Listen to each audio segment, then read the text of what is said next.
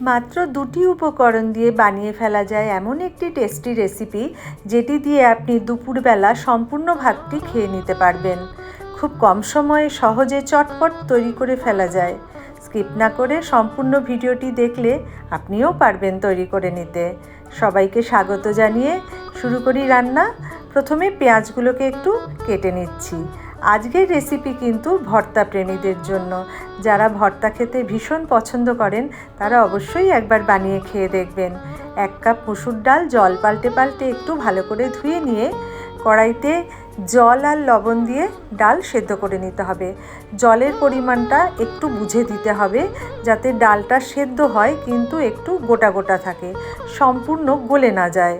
পেঁয়াজগুলো সব কেটে নিয়েছি, তার সাথে নিয়ে নিয়েছি 15-20টা রসুনের কোয়া। ডালটা একটু বারবার নেড়ে চেড়ে দেখতে হবে যেন গলে না যায়। জলের পরিমাণটা অবশ্যই বুঝে দেবেন, কিন্তু এরকম ঝুরঝুরে হতে হবে। এই অবস্থায় ডালটা নামিয়ে ঠান্ডা করে নিতে হবে। যদি এর মধ্যে জল একটু থেকেও যায়, ঠান্ডা হওয়ার সাথে সাথে শুকিয়ে যাবে সেই জলটুকু। ঠান্ডা করে নিয়ে তারপরে বাকিটা করতে হবে। প্যানে তেল গরম করে কয়েকটা চিংড়ি মাছ ভেজে নিচ্ছি হলুদ আর লবণ দিয়ে। চিংড়ি মাছটা একটু লাল লাল করে ভাজতে হবে, কিন্তু একটু খেয়াল রাখতে হবে যেন কড়া ভাজা না হয়, মানে শক্ত না হয়ে যায়, তাহলে কিন্তু খেতে খুব একটা ভালো লাগবে না। মাছ ভাজা তুলে নিয়ে এতে আরও একটু তেল দিয়ে ভেজে নেব কয়েকটা শুকনো লঙ্কা।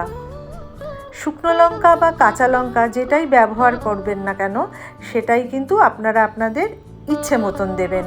রসুনগুলোকেও একটু ভেজে নিতে হবে লাল লাল করে, যেন পুড়ে না যায়, সেদিকেও খেয়াল রাখতে হবে।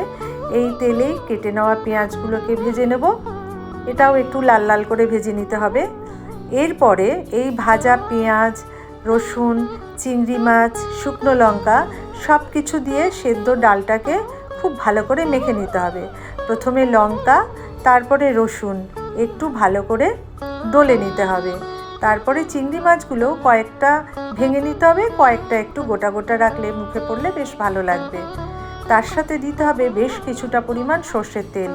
এবার সব কিছু দিয়ে খুব ভালো করে মেখে নিতে হবে।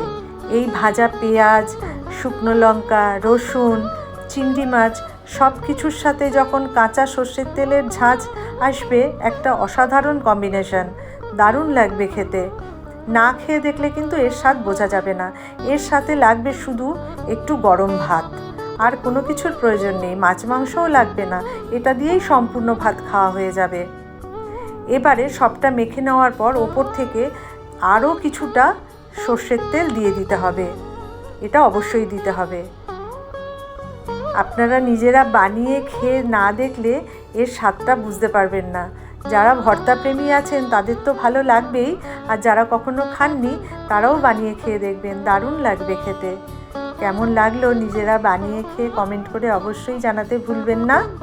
ভালো লাগলে একটা লাইক করে দেবেন, আর এরকম আরও রেসিপি পেতে চ্যানেলটি সাবস্ক্রাইব করার অনুরোধ জানাই। দেখা হবে আবার পরবর্তী কোনো ভিডিওতে।